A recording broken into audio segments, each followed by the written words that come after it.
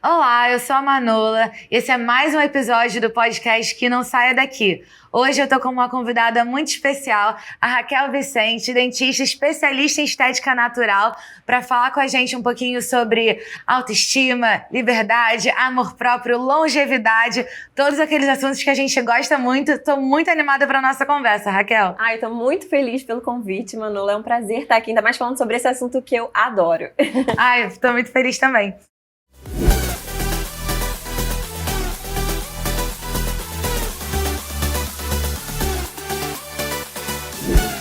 E me conta, você sempre quis ser dentista desde criança? Como é que foi isso? É muito louco, né? Quando eu não tenho dentistas na família. Então, quando eu vim com essa ideia de ser dentista, eu tinha 6 anos de idade. E minha mãe realmente não sabe de onde eu tirei essa ideia. Mas foi algo que eu sempre persegui com muito foco. Eu sempre fui uma pessoa muito direcionada, né? Então, quando eu decidi que eu ia ser dentista, eu nunca mais tirei isso da cabeça. Desde os 6 anos de idade? Desde os 6 anos de idade. E eu não sei como. Então, quando eu fui na escola, né, quando as coisas foram acontecendo e eu pro vestibular e tudo, apesar de eu não conhecer muito desse universo, eu já sabia que era aquilo que eu queria ser. Parecia um chamado mesmo, assim, um propósito ali no meu caminho, né?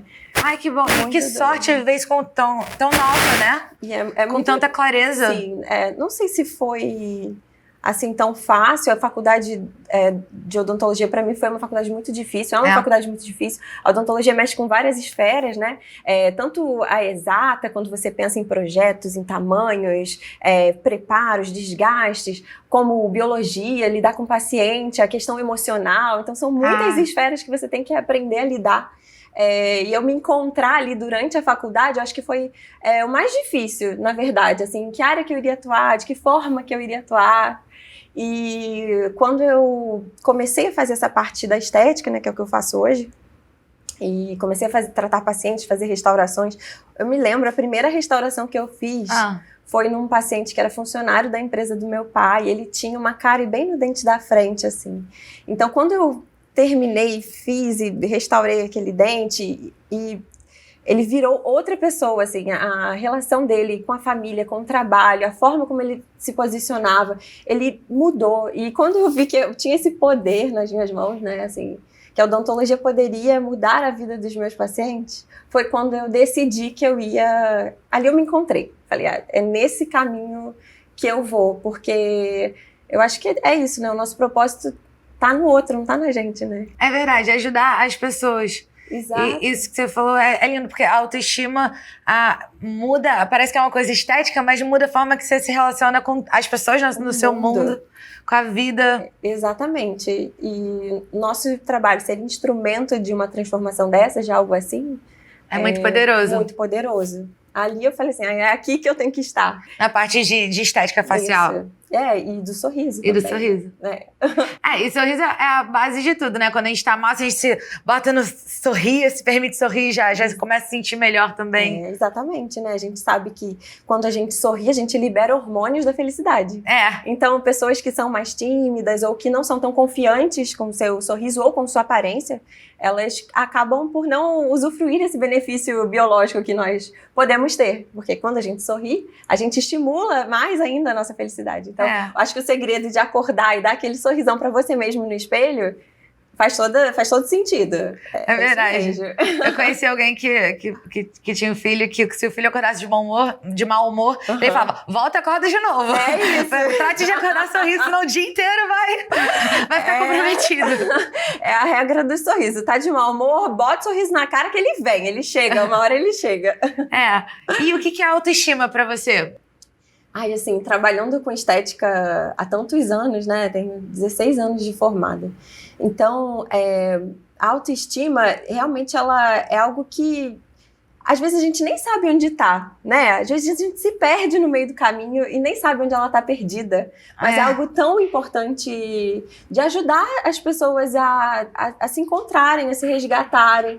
Porque foi como você falou, né, Manola? A gente se relaciona com o mundo através de quem nós somos, do nosso poder de confiança, através do que a gente transmite. E a autoconfiança está diretamente ligada com isso, a autoestima está diretamente ligada com quem nós somos e o que nós nos comunicamos.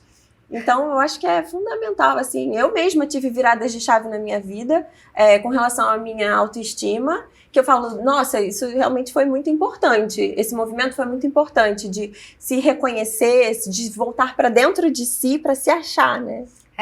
Esse que você falou de resgatar a autoestima é muito importante porque eu acho, pelo menos no meu caso, com a minha experiência, eu sinto que eu não sabia o quão eu tinha problemas de autoestima. Sim. Só depois que eu melhorei, que eu me toquei como é que isso era um grande problema antes. Exatamente. E a gente passando por esses processos, a gente inspira e ajuda outras pessoas. Porque, com certeza, eu hoje consigo ajudar outras pessoas porque eu já passei pelo meu processo, né? De se encontrar e saber hoje quem eu sou, de que forma eu quero estar e como eu quero me relacionar. Tô estando bem comigo mesma, né? Sim. E a estética é essencial para isso, porque eu acho que a autoestima está muito ligada a você se sentir capaz de fazer as coisas. E não só de como você se vê no espelho. Mas você estando confortável com o que você se vê no espelho, você se sente capaz também. É isso. Eu fiz nariz, né? Eu fiz nariz, botei queixo, operei a cara. E eu... Assim, eu achei que quando eu decidi fazer, e eu levei muito tempo pra fazer, acho que eu fiz com 25 anos, eu pensei que era só, podendo melhorar, por que não, sabe? Mas depois que eu fiz, eu vi que eu me senti mais motivada pra trabalhar, eu me senti mais capaz, mais dona de mim, sabe? Consegui sair de relacionamentos ruins. Foi uma coisa que parecia estética, mas quando eu fiz, eu não tinha noção do quanto ia impactar na minha vida. Porque, bom, começou com o rosto, eu me sentindo mais confiante, aí vai pro trabalho, aí vai pras relações, aí no que você também consegue romper relações ruins, eu me senti ainda mais apta pro trabalho, aí eu emagreci, eu tive uma, sabe, só... É poder, né? É um poder que você traz pra tua vida que nada te dá. Só mesmo você consegue ir conquistando, indo atrás disso. E eu vejo muito isso nos meus pacientes. É uma mudança pequena de sorriso, ou de rosto, ao quanto de autoconfiança você entrega para aquela pessoa. E aí vem esses processos acontecendo. É um emagrecimento, é um relacionamento, enfim, é no trabalho. E é muito lindo de ver isso. Assim, eu fico... Faz tudo ter sentido, assim, sabe? Tudo se encaixa ali. Tá alinhado com o seu propósito e é uma coisa que você já experienciou também. Você tá conseguindo influenciar e literalmente, né, ajudar as outras pessoas a engatilharem esse processo nelas também. Qual é a maior queixa dos seus pacientes?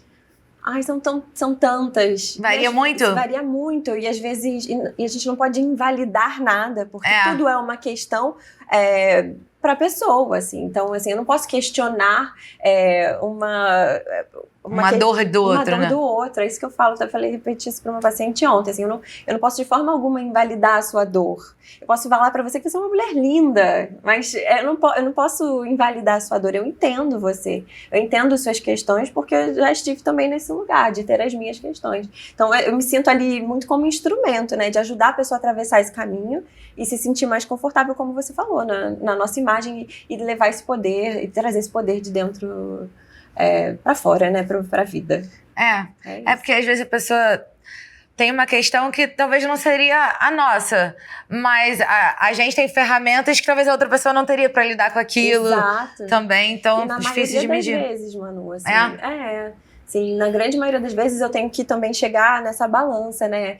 Vamos intervir até onde, né? Colocar na balança biologicamente o que é favorável para você, o que vale a pena e o que não é, o que seria um exagero, que a gente está muito vivenciando hoje em dia, são os exageros, as projeções. Então, até onde é a busca pela autoconfiança, até onde é uma projeção de algo inalcançável para aquela pessoa por conta das redes sociais, de tudo isso que está acontecendo. Isso é um ponto forte também, porque às vezes a pessoa também queria mudar uma outra coisa nela, talvez uma aptidão de lidar com tal situação, mas como não consegue, aí vai querer mudar a cara, mudar outras coisas. É uma transferência, e aí fica numa busca de algo que nunca se encontra, porque não é ela em si, né? Aquele processo que a gente falou, do autoconhecimento, para realmente conquistar a sua autoestima. Você precisa estar confortável em quem você é, não quem numa projeção de alguém, né? No outro, não está no outro, está em você. E buscando ferramentas para isso. Às vezes, tipo, legal, acho que a gente tem que cuidar da saúde, da nossa estética, mas também cuidar da nossa cabeça, Exato. né? Eu sempre falo para os pacientes, assim, o processo, ele é interno, né? Ele começa na nossa cabeça, para a gente conseguir realmente ser uma versão melhor, né? Não só na nossa imagem, mas trazer a nossa luz realmente de dentro para fora, para que os outros também sejam impactados por isso. É um processo interno, a pessoa precisa parar e olhar muito mais para si do que para o outro. E aí que tá a dificuldade. E respeitar seu momento também, né? Você estava falando das redes sociais, como é que você vê isso? Porque, por exemplo, minha perspectiva, a gente se compara muito realmente com as redes sociais, isso é um ponto. Por outro lado, há 15 anos atrás, não sei, quando eu era adolescente, a gente ficava vendo revista, que também a gente se comparava, só que a gente achava que ninguém fazia nada, porque não se falava sobre isso. Bem ou mal, nas redes sociais, agora a gente tem outras referências. Sim. Só que também, às vezes, quer se canalizar para o que a gente quer se comparar também. Exatamente. Como é que você percebe isso? Eu acho que as pessoas estão todas querendo ir para o mesmo caminho, né? E esse efeito manada aí na estética é muito perigoso. Sim. Porque a gente vai falar ainda do ponto da longevidade, mas sempre que a gente escolhe fazer um procedimento, seja ele odontológico ou seja ele estético-facial, isso gera uma resposta inflamatória do nosso organismo. Sim, cada procedimento gera uma resposta inflamatória e a gente tem que dosar a quantidade de procedimentos e quais procedimentos a gente vai escolher fazer para não ficar gerando respostas inflamatórias a todo momento. Não é como uma roupa que a gente troca. Hoje eu quero estar com essa boca, eu boto boca. Hoje eu não quero mais, eu tiro a boca. Eu quero estar com... Não é assim. Eu não sabia. Exatamente. Quando, por exemplo, a gente faz procedimentos com ácido hialurônico ou colágeno, inflama o organismo também? Você está colocando algo que é externo a você, por mais que seja biocompatível, e você está gerando uma resposta do seu organismo ali. Ele dá uma estranhada, né? Um organismo novo de qualquer forma, né? Exatamente. É uma resposta inflamatória. Então, você acende o seu sistema imunológico ali naquele momento. Então, se você está toda hora se submetendo a procedimentos, isso vai trazer consequências para a sua saúde. Um paciente inflamado constantemente, ele tende a envelhecer com mais rapidez. Então, a gente sabe que um dos processos para a gente ter uma vida mais longa com saúde é reduzir os processos inflamatórios do nosso corpo. Então, de que forma a gente bota nessa balança da estética, do ganho, do que a gente quer, para o que biologicamente seria o ideal para a gente, né? Então, eu sou muito cautelosa em quantidade de material que é injetado, em quantidade de procedimentos que são feitos, em quais procedimentos, quais materiais a gente escolhe para fazer, de que forma a gente acompanha aquele pós. Então, isso tudo tem que ser levado em consideração na hora de oferecer um tratamento para um paciente, né? Que aí garante o resultado natural, né? Exato. Porque muita gente fala de procedimento focando nas exceções, que é quando alguma coisa começa a chamar atenção. Exato. Mas, na verdade, quando a gente faz o procedimento, para alguma coisa que estava chamando atenção, deixar de chamar atenção, né? No caso da cárie no meio do dente. Exatamente. A gente tem...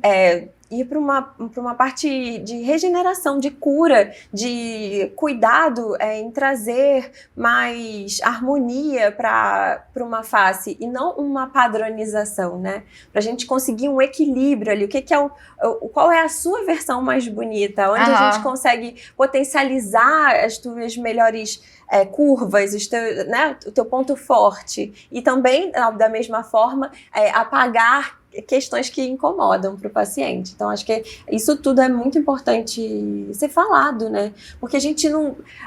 O que mais tem eu quero o queixo igual não sei quem, eu quero o rosto dessa forma, e não é assim, né? Até porque não é o queixo isolado, né? Tem, de repente, harmônico aquele queixo, porque tem todas aquelas outras características, né? Exato. E as pessoas estão tão bombardeadas que elas não sabem nem botar isso na balança, não sabem nem avaliar se vale a pena para si mesmo, porque não sabem quem são, não sabem onde querem chegar, estão perdidas aí num limbo de informação e estética que tá tudo errado, né? E como você reprograma essa cabeça para pensar diferente e entender que o caminho é o inverso, não é olhar para fora, é olhar para dentro pra gente se achar e aí sim conseguir entrar nessa caminhada. E não é um estalar de dedos, né? Por exemplo, um processo de rejuvenescimento não é do dia pra noite.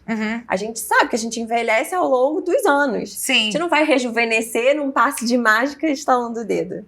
Então, é um processo também demorado. A gente precisa fazer intervenções cautelosas, com intervalos calculados, para a gente conseguir um resultado eficiente no paciente e duradouro, né?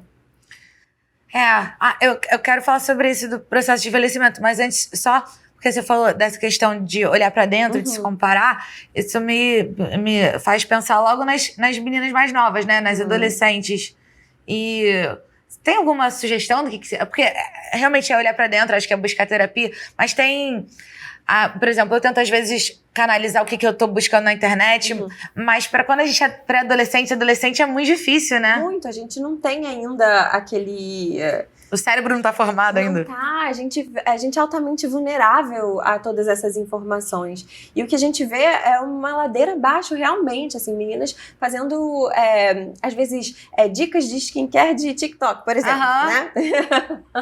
E fazendo coisas que não deveriam fazer nunca, que com consequências que elas não sabem nem calcular. Ficam fazendo.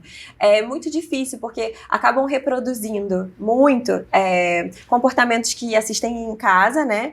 Às vezes, pais ou mães frustrados com sua própria aparência, ou também que projetam demais, ou que cobram demais essas meninas, isso eu também vejo muito. Mães que cobram demais. Que a mãe que cobra. Exato. Nossa, isso tem... Muito, Manola. Assim, sim, mas que se projetam ali nas filhas. Que não conseguiram fazer o que elas queriam fazer com elas e querem que as filhas deem conta. E aí as mães também assistem esse bombardeio, não tão com o seu eu, assim, bem trabalhado para poder conduzir essa situação e acabam reforçando comportamentos muito patológicos para essas meninas, né? E a gente não sabe o que vai vir daí, né? Daqui a alguns anos, como é que essas meninas que vão ser mulheres, vão se comportar e vão se relacionar com o seu próprio corpo. É complicado, mas já vi algum lugar falando que a Sephora é a nova Rehap. Ela fica comprando aquelas lencinhos de skincare, já anti-ruga, você tem 12 anos. Exatamente. Não tem sentido, né? E esse relacionamento de mãe e filha pode ser bem complicado. No TikTok, a gente acaba vendo muitas pessoas compartilhando realidades diferentes, falando de mães narcisistas. Já vi alguém falando que quando ela engordou, a menina engordou a mãe dela, achou que ela tava fazendo isso contra ela, sabe? Tipo, às vezes não. Às vezes não é sobre você. Não é sobre você, justamente. Eu acho muito temeroso, assim. Eu hoje com um filho com 9 anos, eu fico me preocupando muito em fortalecer a autoestima dele, né? Dele saber quem ele é, dele ser quem ele quiser ser e não alguém que foi projetado. E 9 anos agora já tá quase entrando na pré-adolescência, que acho que começa essas questões, né? Sim. Minha irmã sempre fala que ela tá se esforçando ao máximo pra sempre passar pra filha dela que ela tem que ser feliz. Não precisa nem ser tão produtiva assim. Exatamente. Que as escolhas sejam pra esse caminho, né? E isso é tão difícil. Parece tão fácil. Eu imagino que mas seja. É tão difícil, né? É difícil pra gente fazer as escolhas certas. Porque quando a gente... Às vezes... Por exemplo... o pessoal critica muitas vezes os pais que dão tablet pros filhos. Mas tem que entender que são pessoas que se dão tablet. Então você primeiro tem que, não ser uma pessoa que fica na tela o tempo inteiro pra você conseguir ser aquela pessoa que vai ter paciência de não passar um tablet. Você tem que ser uma pessoa que cultiva uma rotina saudável no seu núcleo familiar pra você conseguir ser a pessoa que inclui teu filho naquela rotina saudável. Acho que a conversa, o diálogo é o que cura tudo, né? A gente poder da palavra mesmo, de chegar, sentar e conversar com teu filho sobre tudo e mostrar como as coisas são e explicar para ele por que das suas escolhas e por que ele deveria fazer dessa forma, né? É muito simples, mas muito difícil essa história da felicidade, né? Como que a gente realmente se encontra capaz de fazer a escolha certa? Muitas vezes não vai fazer a escolha certa, né? A gente vai se frustrar. E também faz parte do processo. É isso. A gente, digamos, fez um erro, mas que seja um erro pontual e não permitir que a gente se defina através daquele erro. No dia seguinte tenta de novo. Porque senão aí também fez um erro, aí se sente mal, aí desmarca tudo, aí daqui a pouco você só tá pior. Não, a vida vai pra frente, a gente tem que levantar, né, e caminhar, independente dos nossos erros, aprender com eles e seguir, né? Seguir. É isso. Pra além de ser resiliente, ser antifrágil, né? Tipo, melhorar conforme vai se frustrando. Porque as pessoas também estão com uma dificuldade muito grande de lidar com frustração, né? Muito! Olha, não, isso é bem sério, Manuela. Eu vejo isso nas crianças, assim. Assim, crianças super frágeis, assim, elas não sabem lidar com frustrações. E os pais protegem também? Reforçam essa conduta. Porque acho que talvez os pais também sejam frágeis, né? Então, muitas vezes a gente quer protegê-los de algo que a gente não aguentaria. Então, né? Mas lidar com esse desconforto faz parte do aprendizado. Mas é difícil também. Acho que se eu tivesse filho, eu também queria tentar evitar que ele se frustrasse. A gente sempre quer evitar um choro, né? Mas chorar a gente nos torna melhores. Então, esse aprendizado é muito valioso na vida também, né? As minhas melhores conquistas foram nas minhas dores, assim, emocionais. Eu só cresci porque eu sofri, assim. Foi vivendo um sofrimento que eu consegui ter força de ressignificar e caminhar e ir em frente. É uma oportunidade que eu tento ver isso também, que quando eu passo por uma situação ruim, claro, eu me permito ficar mal, porque a gente tem que poder se permitir ficar mal. A pior coisa é a gente fingir que não, que a gente tá bem, que não doeu, até pra gente conseguir encarar aquilo. Mas eu sempre, assim que dá, eu tento pensar que aquilo foi importante pra eu tentar, sabe, estar mais pronta pra um outro momento da minha vida. Eu acho que essa é uma ferramenta que a gente adquire muito importante, assim, que faz a gente dar passos, né?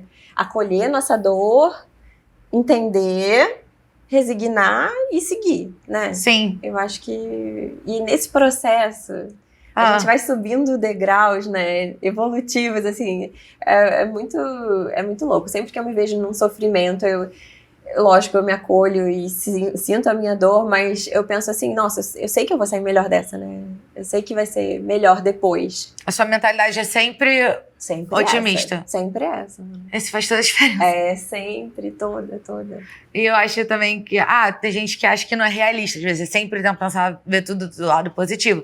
Mas eu penso assim, a gente tem que trabalhar com o que funcionar pra cada um. Eu vou ter mais benefícios tentando pensar, não, realmente foi horrível e, sabe, ou tentar arrumar um jeito de significar aquilo e usar aquilo pra me alavancar no mínimo que der, sabe, o que der pra fazer, né? Sim, uma das maiores dores da minha vida foi quando eu perdi meu pai na pandemia, né? Eu tava morando na casa deles, inclusive, tava eu, meu marido e meu filho.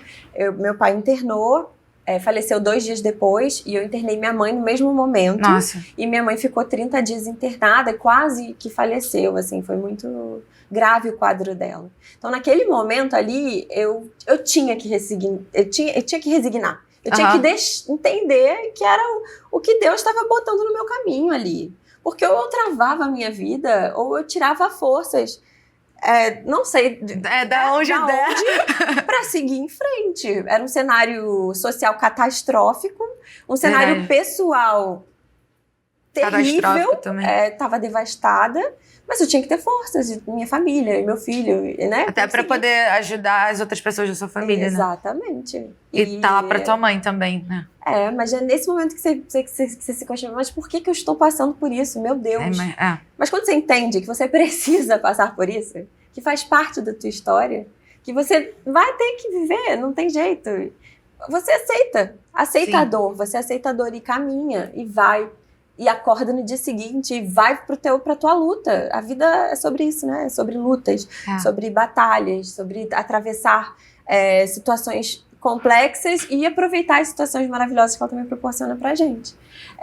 E aceitar não é fingir que não aconteceu, qualquer coisa tipo, ou não achar. É só você continua com a mesma dor, só que com um pouco mais de serenidade, né? Isso que vai te ajudar a lidar. Exato. Porque quando você ainda tá naquela batalha, né? Na luta. Lutando contra aquilo. Meu Deus, por quê? Revoltado.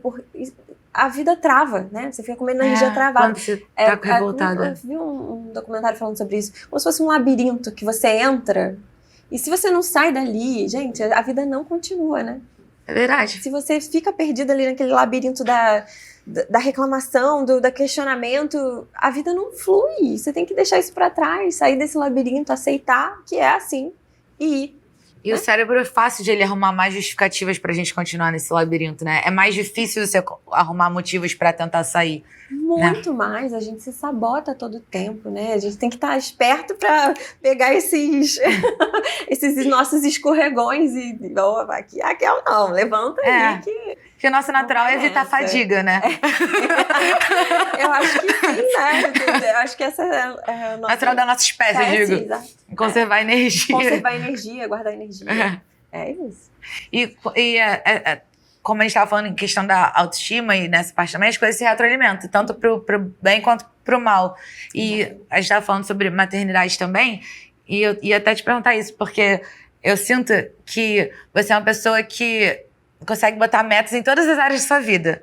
E eu imagino que essas coisas se retroalimentam, porque eu sempre penso isso, que quando a gente é mulher, se a gente lembrar que a gente também é uma mulher com os nossos planos individuais, a gente acaba sendo melhor para as nossas relações, para nossos filhos, para o nosso trabalho. Sem dúvida. Assim, fala assim, parece, não é egoísmo, mas a nossa prioridade tem que ser nós mesmos, né? Pra gente estar bem para as outras pessoas que a gente se relaciona, seja meu filho, meu marido, minha esfera de trabalho, todo mundo, né? Pra todos. Se eu não estiver bem, nada estará bem. Então, eu sou a minha prioridade. Sim. Né? Então, eu tenho metas pessoais, de trabalho, a longo prazo, mas as minhas maiores metas são as diárias. Conta isso. Eu penso assim, quando eu acordo, ó, o que eu posso fazer de melhor hoje? Sempre pensa isso? Sempre hoje, eu vou acordar, tá o horário, porque eu acordo cedo, né, pra ir pra academia, treinar. Que hora você acorda? 5h30, pra poder treinar de manhã e já fazer esse check do meu dia. Então, assim, eu faço de tudo pra eu poder estar bem naquele horário, acordando bem e começar meu dia. E depois que eu vou pra academia e tenho minha manhã e tudo, que eu começo minha rotina de trabalho, aí meu foco vira o meu trabalho. Então, assim, depois que eu saio do trabalho e busco o meu filho na escola, meu foco vira o meu filho. Então, assim, o meu dia, isso é bom. Ele é por vários momentos. Blocos de prioridades de cada área. Isso. E em cada esfera eu tô centrada numa Raquel diferente, assim, num momento meu diferente. Eu tento ser o melhor que eu posso no meu treino, eu tento ser a melhor que eu posso no meu trabalho naquele dia e a melhor que eu posso pro Bernardo, pra minha família, pro meu marido, quando estamos juntos. Mas eu funciono bem assim, por metas diárias. Aquele meu bloquinho do dia tem que ter o check, sabe? E você começa meio que com a sua prioridade da sua saúde, que são coisas que são importantes, oficialmente não são urgentes, mas se a gente deixar pra fazer outro momento, né? Pra mim é muito urgente, é muito fundamental, sabe? Eu parto do princípio que se eu não tô bem, minha saúde é a base de tudo. Então eu priorizo ela demais, assim, num nível muito alto, assim. Eu invisto, eu pego parte do meu financeiramente, eu invisto na minha saúde, eu invisto tempo, eu invisto conhecimento, eu procuro ler sobre os assuntos que me interessam. Então, nessa esfera, eu acho que é algo que eu dedico muito a minha energia, porque eu sei que eu só vou entregar para minha família, para o meu trabalho, se eu estiver bem com a minha saúde. Você tem toda a razão. Porque é difícil você manter uma rotina acordando 5h30 da manhã, indo dormir às 10 da noite, uma rotina ativa, você bem com energia alta o dia inteiro. Mas eu imagino que você é assim. Eu sou assim, Eu sinto essa percepção que eu tenho sua. Eu sou essa pessoa que acordo e vou dormir com um nível de energia muito alto. Lógico, tem dias que a gente tá mais cansado, tem dias que eu quero dormir, que eu sento até na cadeira da clínica e tiro um cochilinho. Mas, em geral, meu nível de energia tem que estar alto, porque eu tenho que entregar muito, sabe? Eu me cobro bastante. Sim. Já me cobrei até mais, mas hoje eu me cobro ainda muito. E eu acho que o check da saúde é fundamental, assim, a gente tem que estar bem. E quais são esses cuidados que você toma para além da sua rotina? Você falou sobre a questão das pessoas ficarem inflamadas. Isso. Sei também que você gosta das questões ayurvédicas. Uhum. O que você tem feito? Eu acho que tudo começou quando eu fiquei grávida. Eu não tinha, eu não tinha uma boa alimentação, eu não tinha rotina de exercícios. Eu era uma pessoa que chegava às 6 horas da tarde, o sol ia baixando e eu já ficava com preguiça, cansada, não rendia no final do dia.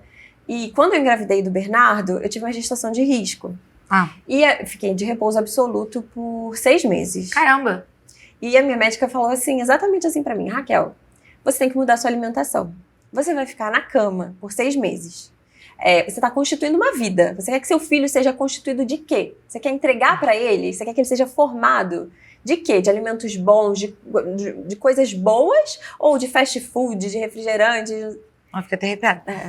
E ali, ela foi um tratamento de choque. Porque eu considerei a minha saúde, que eu ia estar inativa por 6 meses na cama, e também a importância da formação do meu filho, né? E foi ali que eu mudei minha alimentação. Então, nesse momento, eu comecei a inserir alimentos saudáveis na minha rotina. E depois que eu tive o Bernardo, quando tinha que perder os quilos da gestação, né? A gente engorda bastante. E eu tive bastante dificuldade. Então, eu comecei um processo de nutrição integrativa, onde eu fui percebendo alimentos que me inflamavam, que eram ruins para minha dieta.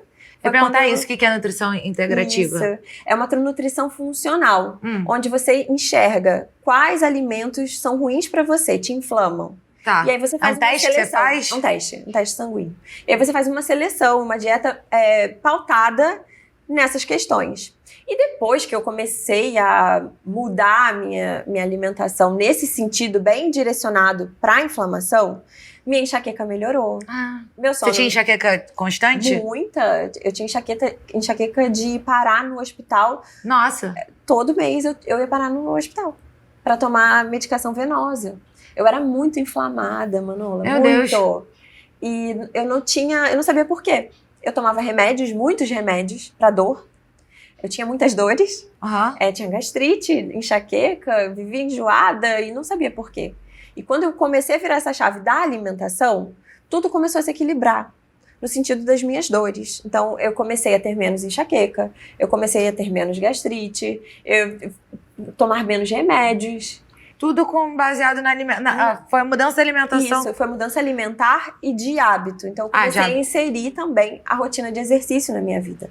Então, aquilo tudo modificado fez um impacto gigantesco em mim, assim. Eu que não tinha energia às 6 da tarde, eu já passei a ter. Assim, uma energia que sobra, eu já tenho muita energia. Tudo a partir dessa mudança alimentar. E aí eu fui começando a pesquisar mais sobre a saúde nesse sentido. Não, Raquel, muito interessante isso que você está falando, porque a gente no podcast está tendo um quadro com uma nutricultora que fala sobre essa importância da alimentação e como isso pode mudar a nossa vida. E tem tudo a ver com o que a gente está falando aqui, né? Então, Paula Ribeiro, nossa nutricultora, o que você tem para falar sobre isso pra gente? Hoje nós vamos conversar sobre alergias alimentares. Mas, Paula, o que alergia alimentar tem a ver com a nossa saúde? Muito. 80% da nossa imunidade está no nosso intestino. O nosso intestino faz uma barreira imunológica. Então, se você é um tipo de pessoa que insiste em consumir aquilo que te causa alergia, saiba que a sua imunidade já vai estar o quê? Alterada, prejudicada. Já viu quando você consome algum alimento? Às vezes você nem sabe que foi do alimento que você consumiu, tá? Mas já vou falar aqui. Já viu quando você de repente começa a ter coceira no ouvido, coceira no nariz, coceira na garganta fazendo uns barulhos? Ou você ou alguém do seu lado começa a fazer isso, você até olha, leva um susto. Isso é uma reação alérgica a algo que você consumiu 20 a 30 minutos antes. E nem sabe que aquilo te causa alergia ou alguma reação mesmo alérgica. Todas as vezes que você consome um alimento que te causa alergia, você vai danificar o seu intestino, porque você agride diretamente o seu intestino. E nele a gente tem o quê? Uma barreira. Ele é todo fechadinho.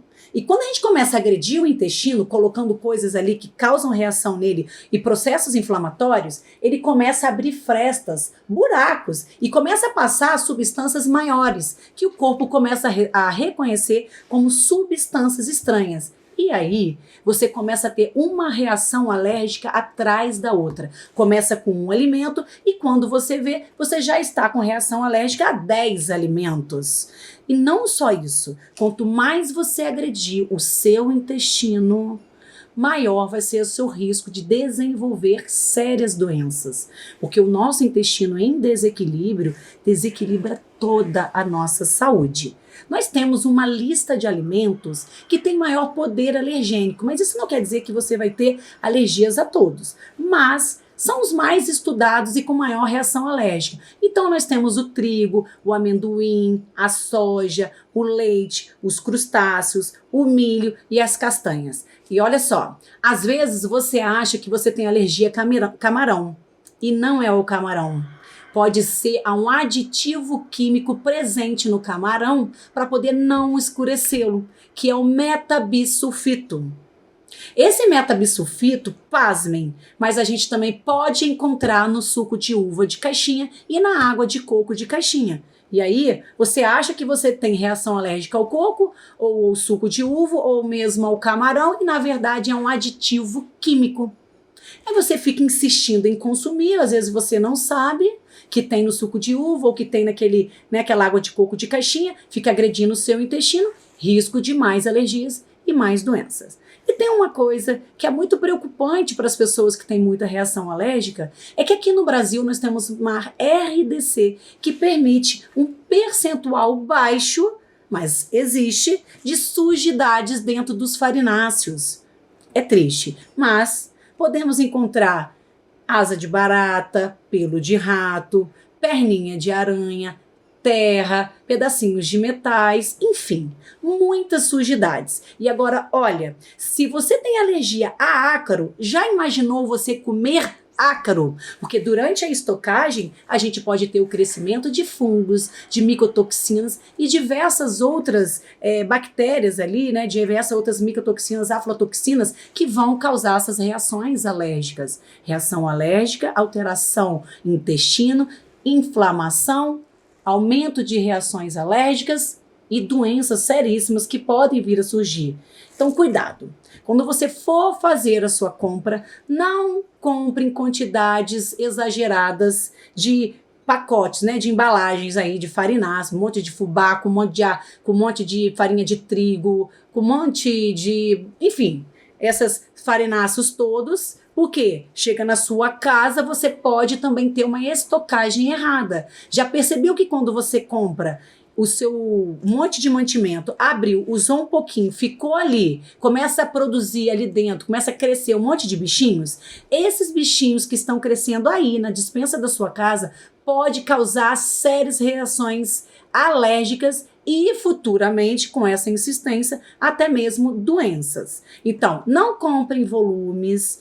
Se forem comprar, optem por embalagem a vácuo, porque ali dentro não vai ter oxigênio para o crescimento dos bichinhos, tá? E quando vocês abrirem, usem o quanto antes. Assim, vocês vão evitar o surgimento de bichinhos e outras coisas mais aí no armazenamento. Então, fica hoje aqui para vocês essa dica sobre reação alérgica, porque é uma coisa importantíssima que as pessoas não dão atenção especial e que pode causar sérios problemas de saúde. Então, Manola, você fazia ideia dessas questões das sujidades? E em relação à coceira no ouvido, coceira no nariz, na garganta, já percebeu se algum dia você teve? Se não teve, maravilhoso. Mas se você sempre tiver, fique esperta, porque já pode ser reações alérgicas vindo aí, tá? Então, pessoal, essas foram as dicas dessa semana e espero vocês na próxima semana. Eu não fazia ideia dessas sujidades dos alimentos. Na verdade, eu tenho muita alergia, rinite. Eu devo estar comendo ácaro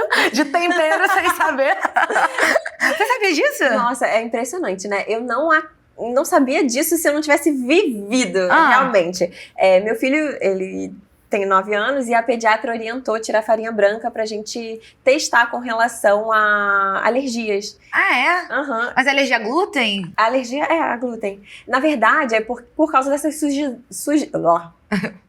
por causa dessas sujidades. Então, quando nós retiramos a farinha branca, ele melhorou o quadro de rinite dele. Não teve mais. Nossa, que maravilha! É incrível, né? A gente sabe muito pouco sobre isso ainda. Eu acho que vai vir um advento de novidades sobre relacionando a alimentação às conquistas de longevidade, de saúde na vida das pessoas. Mas eu hoje, como paciente, já vejo um impacto gigantesco na minha vida.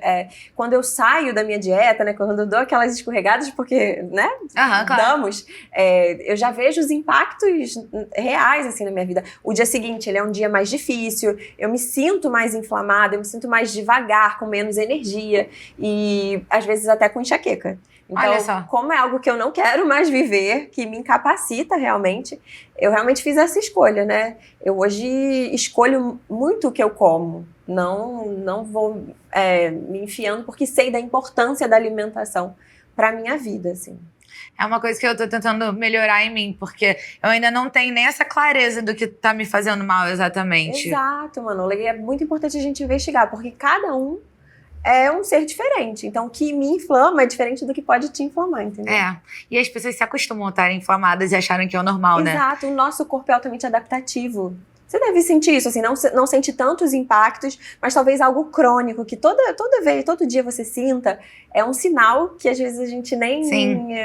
Acho que é normal ficar cansado, acho que é normal se sentir sem energia, ou normal ficar com fome quando você já comeu, né? E nada disso é normal. São sinais que a gente, se não estiver muito atento, a gente vai levando a vida e nem percebe.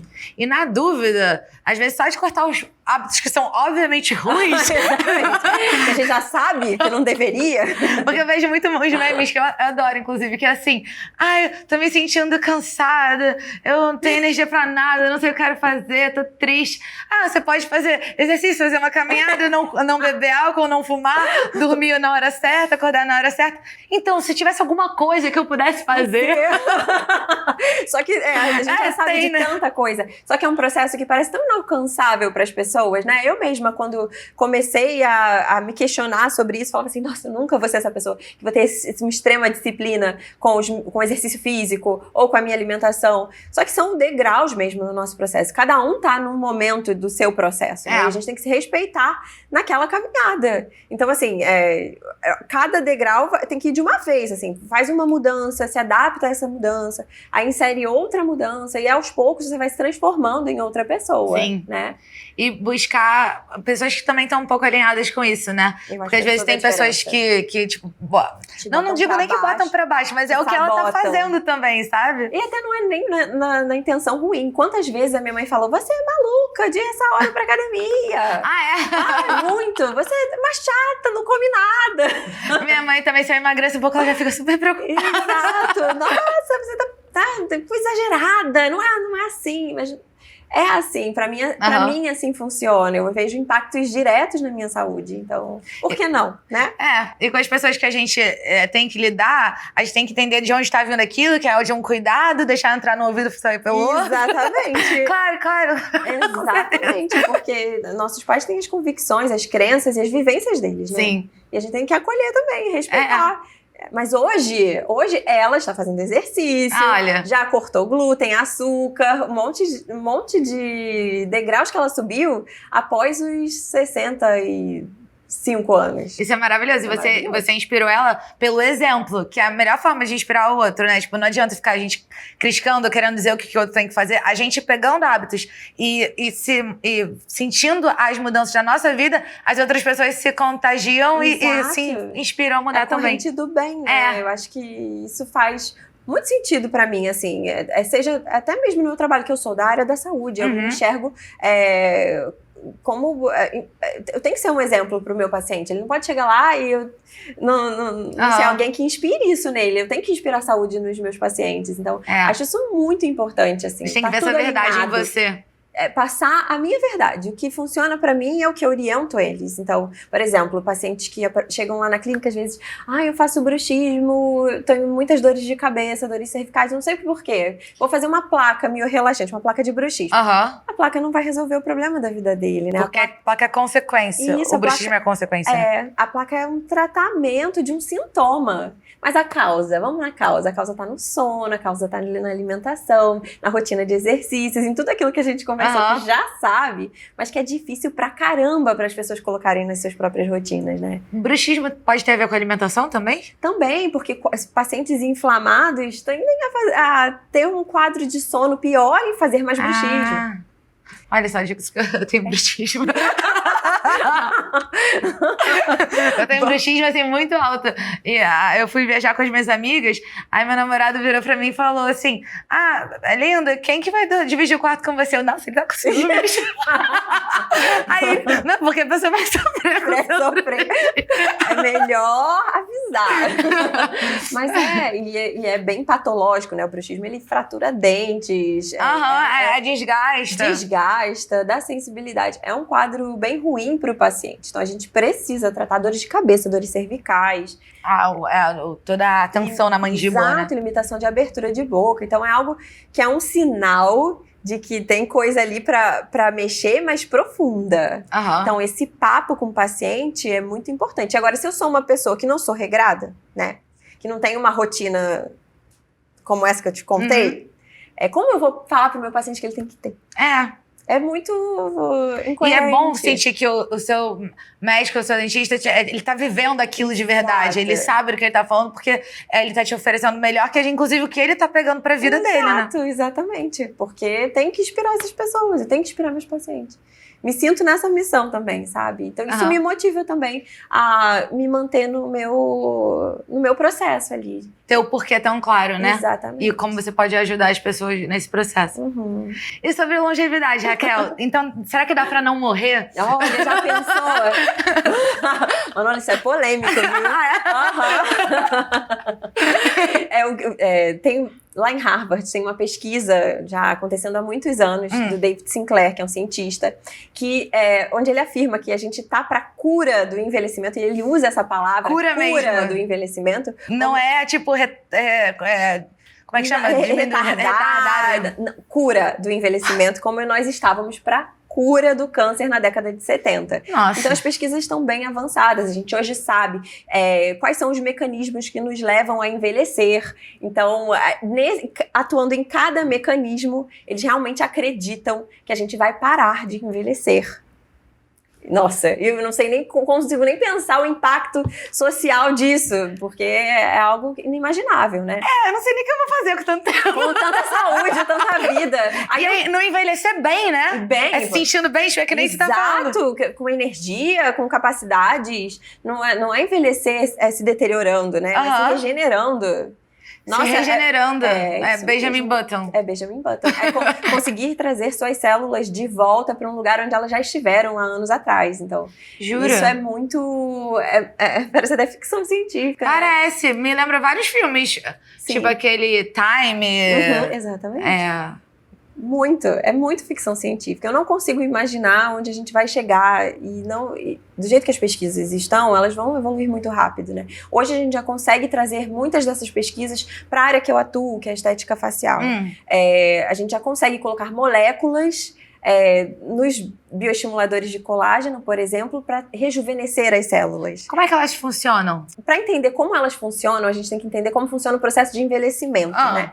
As células envelhecem porque elas começam a produzir proteínas erradas ali. Elas excretam moléculas erradas. Por acaso, de certa forma? Por acaso.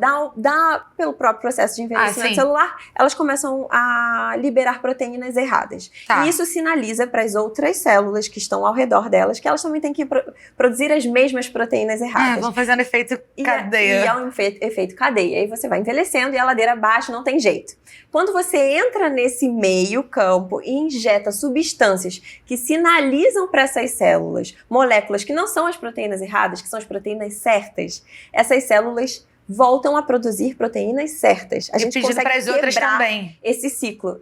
Em efeito em cadeia também. Efeito em cadeia também.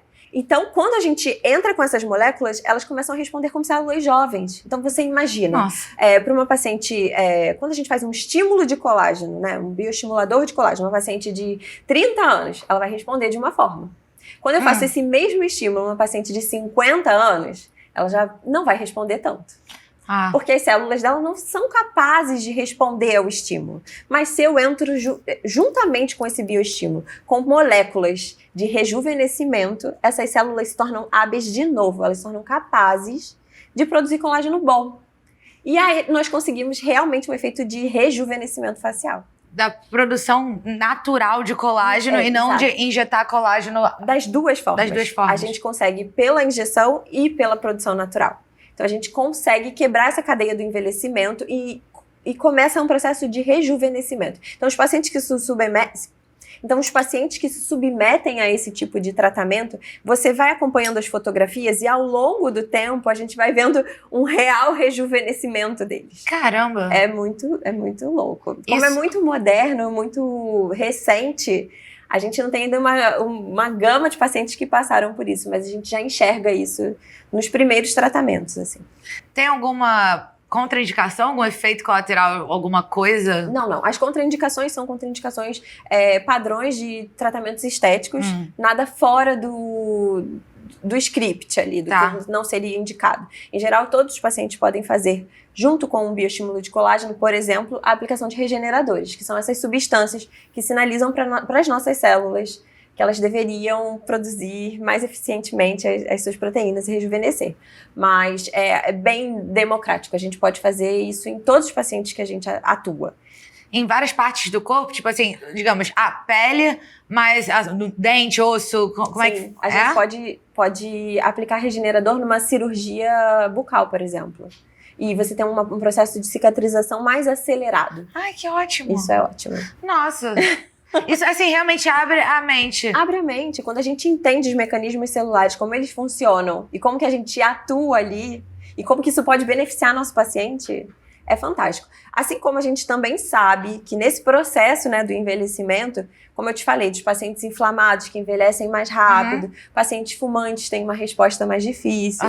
Então, assim, a gente sabe que o ambiente onde a gente está tratando é muito importante para o resultado dos nossos tratamentos estéticos. O ambiente, você diz a pessoa. A pessoa. Então, uma pessoa que tem hábitos mais saudáveis, tem uma vida com uma rotina melhor, a gente sabe que ela vai responder melhor a todos os tratamentos que ela fizer.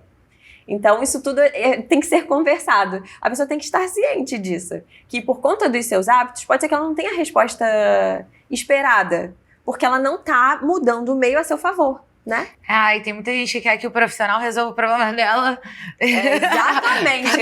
Eu acho muito importante essa conversa para a pessoa se tornar agente da sua própria saúde. Sim. Eu sou responsável pela minha própria saúde. Então, eu não vou atribuir ao médico um tratamento que não deu certo, se a responsabilidade, em grande parte, está nas minhas mãos, né? Então, tudo isso é muito importante. Eu gosto muito de ter esse papo para conscientizar realmente cada um da importância de buscar a sua saúde, de ir atrás dela e saber que é responsável por ela, né? Tem coisas que não dá pra delegar, né? Tem coisas que não dá pra delegar. Não tem como eu ficar atrás do meu paciente. Fez isso, aquilo. Não dá, né? A pessoa por si só tem que se conscientizar e fazer essa virada de chave. Pra todo o resto fluir melhor. Pra todo o resto fluir melhor. E isso é muito claro. Isso é muito claro, Manola. Se a gente faz um tratamento, por exemplo, até mesmo um preenchimento que seja, num paciente inflamado, aquele paciente vai ter um edema maior, um pós pior, vai ter mais chance de ter intercorrências no pós. Se você faz num paciente que está todo equilibradinho, o pós é maravilhoso, o paciente tem menos dor, não sente nada. Então, isso é muito importante as pessoas terem essa consciência que a saúde não está nas mãos de ninguém, né? E os bons e maus hábitos, a grande questão acho que é que os maus hábitos, eles te dão alguma recompensa imediata, né? Exato. E com um malefício possivelmente mais pro futuro. E os bons hábitos, eles não te dão uma recompensa imediata. E os benefícios, você pode vir ou não. Você pode realmente se prejudicar ou não, né? Mas a longo prazo. Aí é difícil conseguir postergar essa gratificação, né? Exato. Até você enxergar esse benefício, você teve uma longa caminhada dura, né? É. Então, passar por esse processo é duro, né? É difícil. Sim. E também, por exemplo, é que você fala de longevidade, eu fico vendo todos os filmes do Brian Johnson, já ouviu falar dele? Que é um cara que ele gasta $2 milhões todo ano pra reverter. Então. Fantástico. Gente, ele tá de parabéns. E o lema dele assim, não morra. E aí, tipo, ele faz 1 milhão de coisas realmente, mas... o que ele recebe muito de hate é as pessoas falando, pô, mas você não faz nada, você só tem hora pra você só come até as 11 da manhã, você dorme 8 da noite, e aí quer estar vivo pra quê também? Pra quê? Exatamente. E aí ele fala... Eu sou muito mais feliz, assim. Sim. As pessoas acham que se privar desses maus hábitos você não vai ser feliz. Exato. A intenção tá em encontrar formas positivas pra você de você conquistar essa felicidade, né? Porque as boas escolhas também podem te trazer um prazer, né? E vão trazer. É diferente de prazer e felicidade, né? Exato. Mas, por exemplo, quando eu escolho fazer uma aula de dança, por exemplo, eu falei, a dança é minha terapia. Quando eu tô ali, eu estou ali, não estou em mais nenhum lugar. Então, tá no momento presente. É isso. E aquilo pra mim é tão terapêutico e tão prazeroso que... E não tem sacrifícios, sabe? É bom. É bom. É bom pro meu corpo, é bom pra minha cabeça, é bom pra minha saúde. Então, fazer as escolhas corretas, né? Melhor humor, né? Exato. Quem já acha que ser feliz é chegar num lugar. Na verdade, ser feliz é acordar bem todo dia.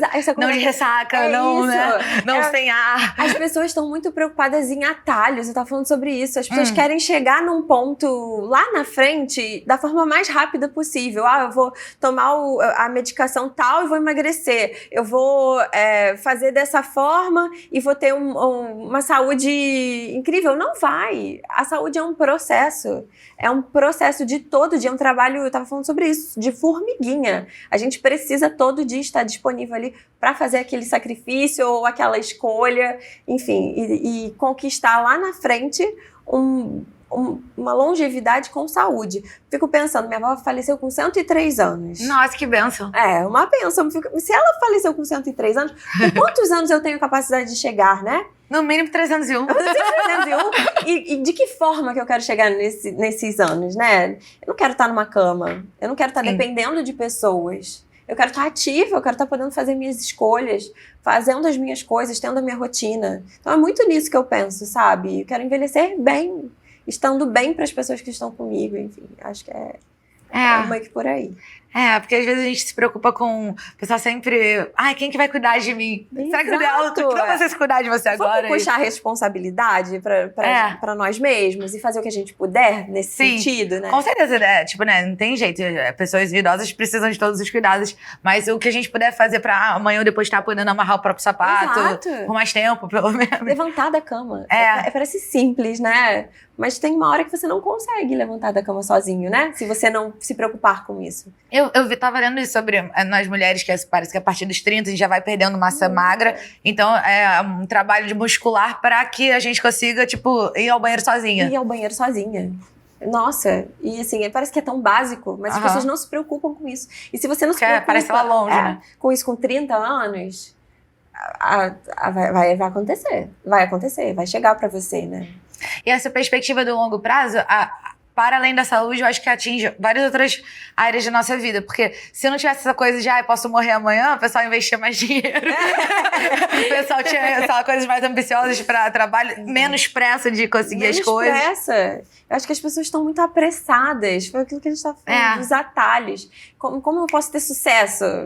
E lendo um livro, no audiobook, sabe? É diário, o trabalho é diário. Por isso que eu te falei das minhas metas diárias. Eu acho que o resultado acontece no dia ali, sabe? É o hoje, é aqui. O que eu posso fazer hoje de melhor? É isso. Então eu vou entregar, sabe? É isso. Eu acho que essa é uma ótima mensagem pra gente finalizar esse episódio. O que a gente pode fazer hoje de melhor? Porque realmente a visão do longo prazo, mas o que a gente tem no momento é o hoje. É o hoje. A gente tem que entregar aquele trabalho de formiguinha. Hoje. O que eu posso fazer de melhor hoje pra entregar no final do meu dia? Amei, Raquel, muito obrigada por ter participado. Foi essencial a sua presença nesse programa. Fiquei muito feliz. Manola, eu que fiquei muito feliz com esse convite. Eu te adoro, a possibilidade de estar trocando aqui com você é incrível pra mim. Muito obrigada. Obrigada. Muito obrigada, muito bom. E eu trouxe um mimo pra você. Gente. Da Natura do America Shopping. Que linda. Eu abro o presente. Pode abrir, pode abrir. Ai, que lindo. Obrigada. Espero que você goste. A gente acabou de receber e é o que eu mais gostei, que eu achei uma graça. Olha como é que é o formato gente. Pitanga, eu adoro de pitanga. Eu achei muito bonitinho, que me lembrou aquele sabonete quando a gente era pequena, sabe? Pode botar na... Delicioso. Amei. Que bom que você gostou. Raquel, diz onde é que a gente pode te achar nas redes sociais, na vida, onde é que é a sua clínica, fala aí. Eu acho que a melhor forma de me encontrar é no Instagram. Meu arroba é doutora Raquel Vicente e lá eu dou muitas dicas sobre longevidade, estética natural, é só me seguir. Tudo sobre o podcast Que Não Saia Daqui você encontra no site www.quenãosaiadaqui.com.br. Tem os episódios dessa temporada, os episódios da temporada passada, tem o meu Instagram também, vai achar tudo lá. Muito obrigada a quem ficou até aqui, se inscreve nos canais, se inscreve nos nossos Instagrams e até o próximo episódio semana que vem, toda quarta-feira às 7 da noite. Beijo, beijo!